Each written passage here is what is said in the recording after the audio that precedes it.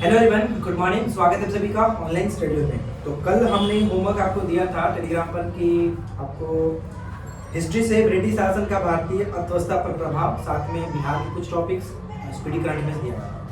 तो अब हमारे पास जो कि 68वीं पीएससी में ज़्यादा समय नहीं बचा हुआ है, तो हम लोग ज़्यादा कवर बिहार के स्टैटिक्स और बिहार के जो करंट होंगे उन पर कवर करने वाले हैं। तो जो लोग 68वीं पीएससी देने वाले हैं वो लोग हमारे साथ इस वीडियो के साथ डेली बने रहिए। और जो अलग एग्जाम्स की प्रिपरेशन कर रहे हैं उनको भी कोई प्रॉब्लम नहीं है, क्योंकि हिस्ट्री जो आपको सभी को पढ़ना है तो आप लोग लेकर के चल सकते हैं। तो चलिए इस वीडियो को शुरू करते हैं और आप लोग एंड तक बने रहिएगा। सबसे पहला क्वेश्चन ये है कि अंग्रेजी शासन का प्रभाव किस क्षेत्र में अधिक पड़ा था? आर्थिक क्षेत्र पर अधिक पड़ा था। भारत में अंग्रेजों की लूट किस महत्वपूर्ण घटना के बाद शुरू हो गई थी? प्लासी की युद्ध के बाद। कब हुआ था?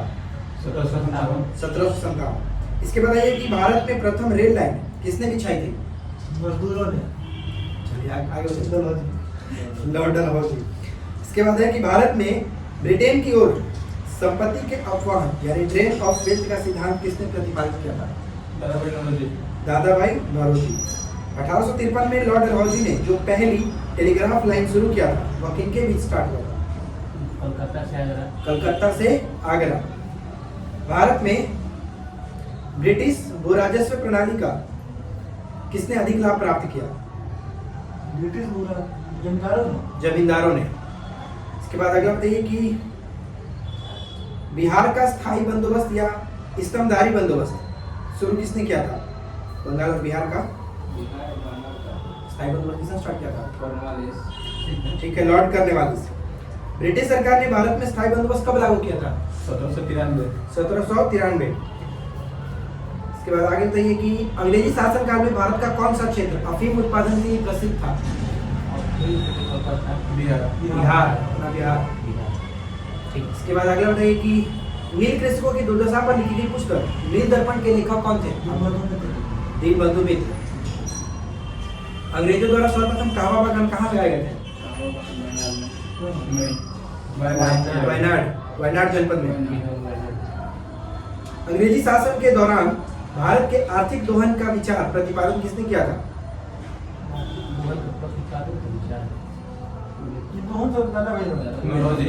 आर्थिक दोहन। बताइए आप कि प्रथम जनगणना किसी कार्यकाल में हुआ था? लॉर्ड मेयो के समय। कब? 1872। सर थॉमस मुनरो किस भू राजस्व बंदोबस्त से संबंधित है? ठीक है, रैयतवाड़ी बंदोबस्त। भारत में प्रथम रेल लाइन का निर्माण 1853 में किन नगरों के बीच हुआ था? ठाणे से मुंबई, मुंबई और ठाणे। ठीक है। स्थायी बंदोबस्त के तहत जमींदार को पूरे लगान भू राजस्व का कितना प्रतिशत राज्य को देना तय किया गया था? 89%। तेज बोलिए। उत्तरी भारत में भूमिकर व्यवस्था का प्रवर्तक किसे कहा जाता है?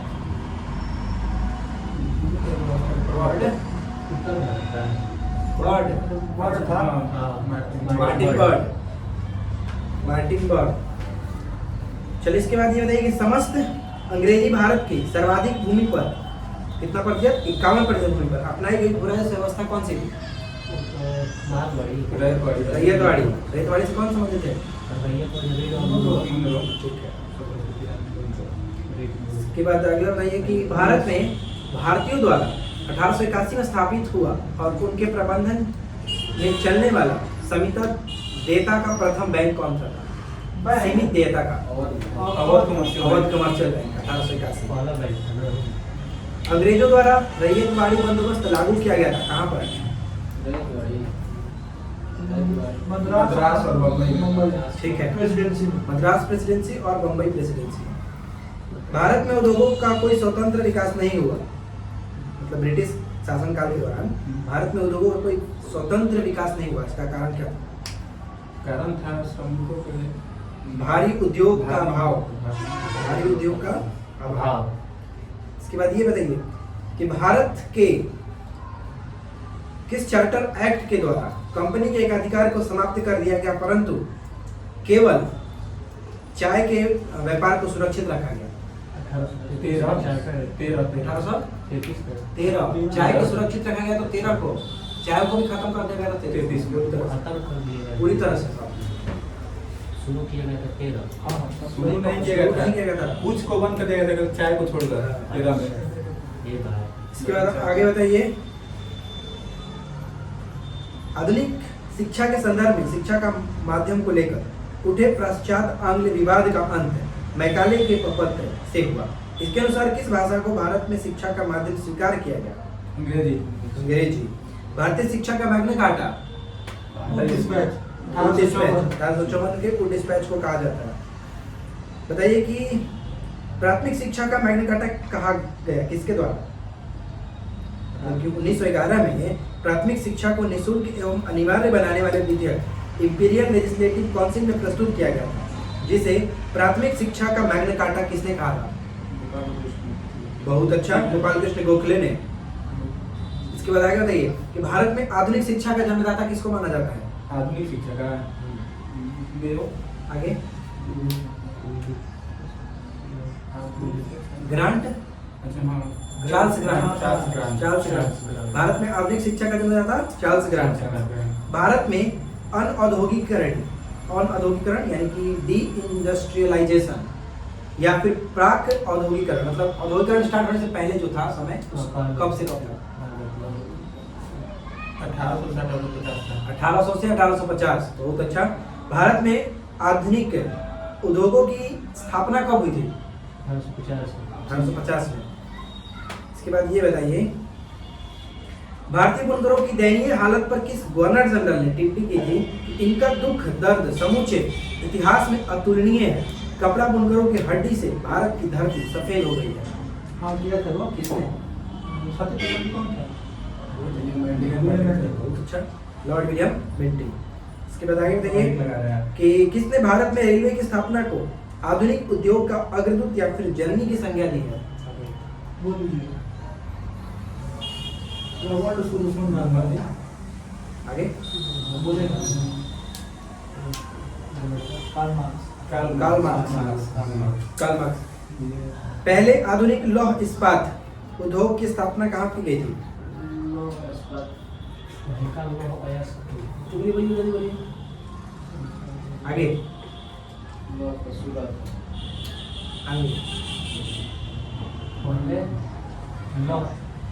बिहार में पहले आधुनिक लौह इस्पात उद्योग की स्थापना कहाँ हुई थी? बिहार में। जमशेदपुर। बिहार में इसको जमशेदपुर के साथ हुई था। चलिए अगले बताइए, कांग्रेस के किस अधिवेशन में पहली बार कांग्रेस द्वारा मौलिक अधिकारों और राष्ट्रीय आर्थिक कार्यक्रमों से संबंधित प्रस्ताव पारित किए गए थे? ठीक है। 1938 के अंत में भारतीय राष्ट्रीय कांग्रेस के अनुरोध पर जो राष्ट्रीय योजना समिति बनाई गई थी, उसके अध्यक्ष कौन थे? नेहरू। और किसके नेतृत्व में बना था? और इसमें नेतृत्व कौन किया? हरिपुरा अधिवेशन के नेतृत्व में था बोस। बोस तो उन्हीं के नेतृत्व में बना था। बोस डेट में लगाई। आगे बताइए कि रेलवे विभाग के लिए पृथक रूप से रेलवे बजट कब आरंभ किया गया? अलग बजट कब प्रारंभ किया गया? अलग बजट है। 35। आगे 38। आगे पास है मेरा भी पास है। 1925। 25 ब्रिटिश नागरिकों को सर्वप्रथम किस वर्ष भारत में भूमि खरीदने एवं बसने की अनुमति मिली थी? 1833 में। 1833 में। अगला देखिए, the economic history of India के लेखक कौन है? Economic the economic history of India के लेखक कौन है? बोले हैं। बोलिए। एगो विश्व सराया बोले हैं, सही है। गलत। बताया नहीं गलत। चारों का देखा अब आप नहीं कुछ बोले। रमेश चंद्र दत्त। रमेश चंद्र दत्त। रमेश चंद्र दत्त। क्या था क्वेश्चन में कुछ बोले? The economic history of India. The economic history of India, Romesh Chunder Dutt. Bharat में इस्पात का उत्पादन सर्वप्रथम कब हुआ? इस्पात 1960 में प्लांट लगा है और 1913 में जाकर स्टार्ट हो गया था। 1913 में। भारत और इंग्लैंड के आर्थिक हित प्रत्येक क्षेत्र में टकराते हैं, या किसका कथन है? जवाहरलाल नेहरू का। Poverty and un British rule in India का लेखक दादा भाई नौरोजी। ये बताइए कि भारतीय औद्योगिक आयोग का गठन कब हुआ था? आयोग का गठन हुआ था 16 में 1916 में। और पहला औद्योगिक सम्मेलन 7 1907 में। 1925 में सरकार द्वारा गठित भारतीय आर्थिक जांच समिति के अध्यक्ष कौन थे? विश्वेश्वरैया। ठीक है, विश्वेश्वरैया, एम विश्वेश्वरैया। इसके बाद है कि भारत में प्रथम रेलवे लाइन किसने बिछाया था? किस गवर्नमेंट ने बताओ? बहुत अच्छा, बहुत जी। बताइए कि किस कंपनी ने सर्वप्रथम भारत में रेल सेवा प्रारंभ की थी? किस कंपनी ने? इंडियन करके उसका क्या था? India peninsula great Indian peninsular railway. Indian peninsula railway. Great Indian peninsular railway. British east India company ने चाय के व्यापारिक एकाधिकार को खो दिया कब?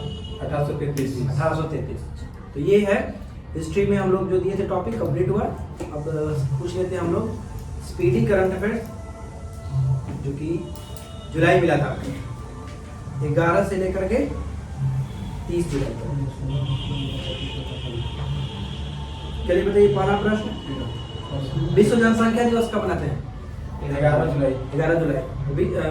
मलाला यूसुफजाई दिवस 12 जुलाई। 12 जुलाई। T20 इतिहास में 500 डॉट बॉल फेंकने वाले पहले गेंदबाज कौन बने? मोहम्मद सामी। भुवनेश्वर कुमार। इसे तो अच्छा डॉट होने वाला है। अच्छा बॉल। ना वाइड नहीं फेंकते थे। चलिए बताइए किस आईआईटी ने व्यक्तिगत कैंसर के निदान के लिए एआई टूल विकसित किया है? मद्रास। आईआईटी मद्रास। छुए मद्रास। बढ़िया काम होगा तुझे मद्रास।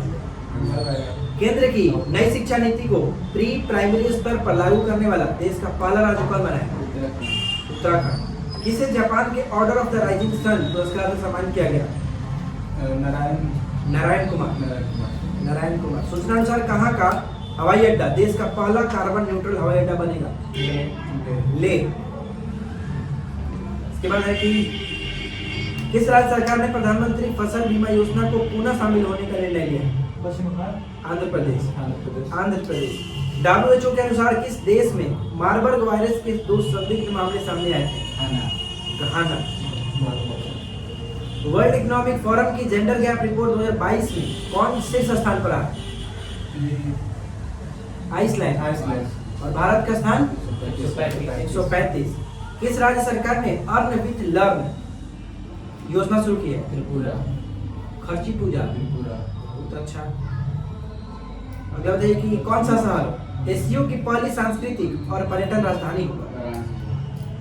वाराणसी।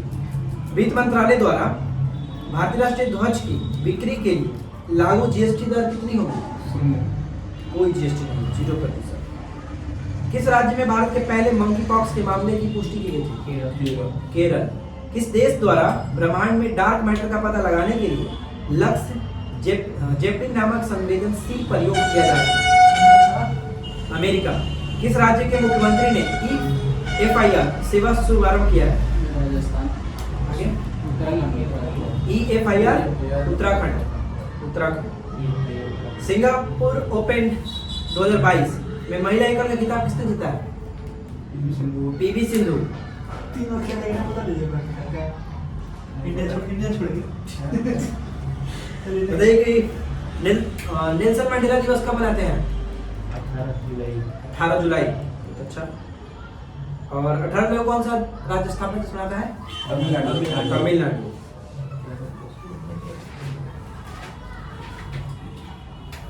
आगे बताइए कि हैप्पीनेस उत्सव कहाँ मनाया गया? नई दिल्ली। नवीकरणीय ऊर्जा के लिए एनटीपीसी ने किसके साथ समझौता किया है? Indian oil. बिल्कुल सही।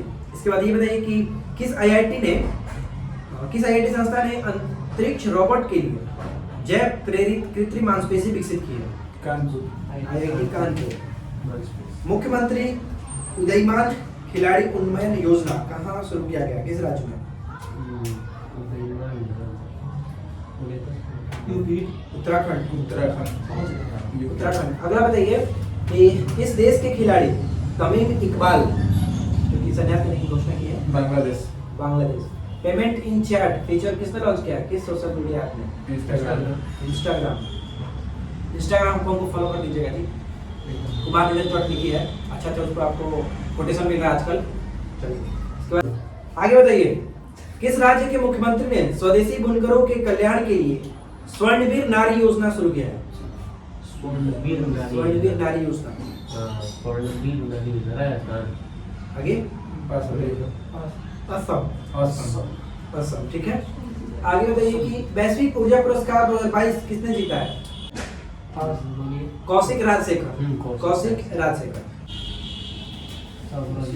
देखिए अब पूछते हैं हम लोग बिहार करंट अफेयर्स, जो कि पेज 1 और पेज 2 मैंने दे दिया था।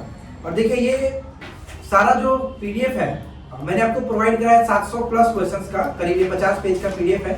जो लोग पेड कोर्स में जुड़े हुए हैं और सर्टिफिकेट पीएससी वाला उसमें है, आप उसको प्रिंट आउट करा करके सभी को पढ़ लीजिएगा, क्योंकि सब सर्टिफिकेट पीएससी में इससे कई सारे क्वेश्चंस करंट के मिले हुए थे। तो जारी है, जाहिर सी बात है कि इस बार भी आने वाला है, तो आपको इसको कंप्लीट कर लीजिएगा। और हम डेली तो पूछेंगे ही। चलिए शुरू करते हैं। बताइए रामपुर चौरम पुलिस स्टेशन किस जिले में स्थित है? अरवल। अरवल, जो कि बिहार का सबसे अच्छा और राष्ट्र का 10वां जिला घोषित किया गया था 2022 में। अगला बताइए कि देश का पहला कछुआ पुनर्वास केंद्र कहाँ जो कि बनेगा, किस जिले में? देश का पहला कछुआ पुनर्वास केंद्र भागलपुर के सुंदरवन में, ठीक है, भागलपुर के सुंदरवन में। हाल ही में दुर्गावती बांध के निर्माण की घोषणा की गई है, जिसे इको टूरिज्म स्पॉट के रूप में विकसित किया जा रहा है। तो बताइए कि किस जिले में है? कैमूर, ठीक है, कैमूर। Okay okay. दुर्गावती जो जलप्रपात है वो बिहार का सबसे ऊंचा जलप्रपात है, 90 मीटर हाइट में। चला जाए एक बार। चलिए आगे बताइए। गणतंत्र दिवस 2021 के परेड में ब्रह्मोस मिसाइल दस्ते का नेतृत्व बिहार के किस कप्तान के द्वारा किया गया? अमरूल ऐसे करके नाम। अमरूल नहीं, कमरूल। कमरूल जामा, ठीक है, सीतामढ़ी जिले से है। सीतामढ़ी जिले से है। इसके बाद अगला बताइए कि पटना उच्च न्यायालय, पटना हाई कोर्ट उच्च न्यायालय की कार्यवाही को YouTube पर लाइव स्ट्रीमिंग करने वाला कौन सा उच्च न्यायालय बना? पांचवा। इससे पहले 4 पहला गुजरात है, दूसरा है कर्नाटक, तीसरा मध्य प्रदेश, चौथा उड़ीसा। पटना हाई कोर्ट के जो चीफ जस्टिस संजय करोल। बहुत अच्छा। संजय कुमार नाम किसका है बिहार में?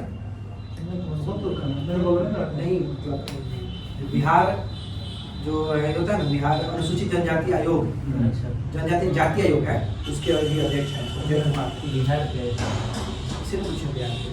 चलिए आगे बताइए। कलरव पक्षी महोत्सव 2022 कहाँ मनाया गया? उसका दूसरा एडिशन था। दूसरा भागलपुर में। पहला कहाँ हुआ था? जमुई में। भागलपुर में कहाँ मनाया गया? कदवा दियारा। भागलपुर को किस नाम से जानते हैं? Silk city. पूछा था ना, पहले के पेपर से देखिए वो भूल गया। चलिए अगला बताइए। बिहार किस चीज के स्मार्ट कार्ड लॉन्च करने वाला पहला राज्य बना है? ब्लड डोनर का। बहुत अच्छा। गोविंद भोग चावल बिहार के किस जिले में उगाया जाता है? कैमूर के पहाड़ियों में। देखिए जो गोविंद भोग है ये जनरली पश्चिम बंगाल में मिलता है, लेकिन बिहार में भी ऐसा बोला गया कि कैमूर की पहाड़ियों में इसका उगाया जाएगा। आगे बताइए। हाल ही में बिहार के किस विश्वविद्यालय को क्वालिटी अचीवमेंट अवार्ड 2021 से अवार्ड मिला है? किसका अवार्ड मिला है? नालंदा विश्वविद्यालय। हाल ही में बिहार सरकार की घोषणा के अनुसार किस जिले में कमला नदी पर बैराज बनाने की बात की गई है? मधुबनी, ठीक ना? मैथिली ठाकुर कहाँ की है? मधुबनी की। चलिए बनाया गया है, बिहार का खादी के ब्रांड एम्बेसडर है। चलिए इसके बाद ये बताइए। हाल ही में बिहार का कहाँ आयुर्वेद महोत्सव बनाया गया? राजगीर, ठीक है, नालंदा में, राजगीर में। जीआई टैग प्राप्त बिहार मखाना का नाम बदल करके क्या रखा गया? मिथिला मखाना। बिहार यूनिसेफ की हेड, एक दिन की हेड बनी है, कौन बनी थी? 8 वर्षीय बच्ची है, आद्या कुमारी। बताइए कि बालूशाही को जीआई टैग मिला है, किस मिलने की घोषणा की गई थी, किस जिले में? सीतामढ़ी। फेमस है सीतामढ़ी। इसके बाद ये बताइए कि भारत का पहला चावल का साइलो गोदाम कहाँ बनेगा? साइलो गोदाम मतलब गोदाम होता है कि चावल को काफी समय इकट्ठा करने के लिए। बक्सर में और कैमूर में। बक्सर और कैमूर। तो इस गोदाम की क्षमता जो कि चावल के लिए 12,500 मीट्रिक टन और गेहूं के लिए 37,500 मीट्रिक टन। अब ये बताइए कि भारत का पहला इंस्टीट्यूट जहां इंजीनियरिंग की पढ़ाई हिंदी में होगी? NIT पटना। NIT पटना। बिहार में परिवार नियोजन दिवस हर महीने किस तारीख को मनाने की घोषणा की गई है? 21 तारीख को। 21 तारीख को प्रत्येक 21 तारीख को 21 को परिवार नियोजन। 21 तारीख को हर महीने। हर महीने की किस तारीख को परिवार नियोजन? नहीं बनाते मुख्यमंत्री नीतीश कुमार ने बिहार का दूसरा रोपवे जो है मंडार पहाड़ियों में उद्घाटन किया है। ये किस जिले में है? मंडार पहाड़ी बांका। बांका में। पहला रोपवे राजगीर। राजगीर में। ओडिनी डैम ओडीडी डैम। हाँ, चर्चा में था हाँ। बांका में। बांका में ही है। बांका में। बांका किस खनिज के लिए फेमस है? जिंक। जी। जिंक के लिए। बिहार के पहले ट्रांसजेंडर कांस्टेबल कौन बने हैं? इनका नाम है बढ़िया था रचितराज। रचितराज। मर गए, एक्सीडेंट हो गया। इसके बाद ये बताइए, फूड सेफ्टी इंडेक्स 2021-22 में जारी सूचकांक में बिहार का स्थान 17वां। 20वां, स्वास्थ्य में 17वां। अब ये बताइए कि बिहार का पहला नगर वन जिसे ब्रह्मवन नाम दिया गया किस जिले में स्थित है? गया में। रबर डैम कहाँ बनाया गया है? गया में। नया नाम गयाजी डैम। गया में। बहुत अच्छा। आगे बताइए कि बिहार का सबसे बड़ा कार्गो टर्मिनल कहाँ बनेगा? सारण जिले। सारण जिले। The dream of revolution biography of Jayaprakash Narayan. तो ये पुस्तक किसके लेखक कौन है? बिमल और सुजाता प्रसाद। बिमल और सुजाता प्रसाद। बिहार का पहला जिला जिसे सभी पंचायतों में पुस्तकालय बन गई है? पूर्णिया। पूर्णिया में। आप ये बताइए कि चक बिहार सॉफ्टवेयर को किस आईआईटी ने बनाया है? ये बनाया है रुड़की। चक बिहार रुड़की। बिहार में देश का पहला शिल्प कला म्यूजियम कहाँ बनेगा? पटना में। पटना। बिहार का पहला हेलीपोर्ट कहाँ बनेगा? गया में। हेलीपोर्ट गया में। बोध गया में। उड़ान योजना के तहत दो ही पे दिए थे ना, 2 पेज कंप्लीट हुआ। बहुत अच्छा, आप लोग पढ़ के आए थे। जाते लिखे हैं देखिए, अगला जो टॉपिक था बिहार का स्टैटिक में झील और जलप्रपात दिए थे। तो बताइए पहला क्वेश्चन कि कांवर ताल झील किस जिले में पड़ता है? बेगूसराय। बहुत अच्छा। ये क्यों फेमस है? 39वां रामसर स्थल था। 39वां रामसर स्थल बन चुका है, इसलिए ये फेमस था। अब अगला बताइए कि बरैल झील किस जिले में स्थित है? बरैल झील। वैशाली। बरैल। बताइए कि तुतला जलप्रपात, वीडियो देख के है ना, बहुत बढ़िया। तुतला जलप्रपात रोहतास। और मांजर कुंड रोहतास। कशिश जलप्रपात रोहतास। अब बताइए कि पूछा गया था पिछले बार में तिलहर कुंड जलप्रपात।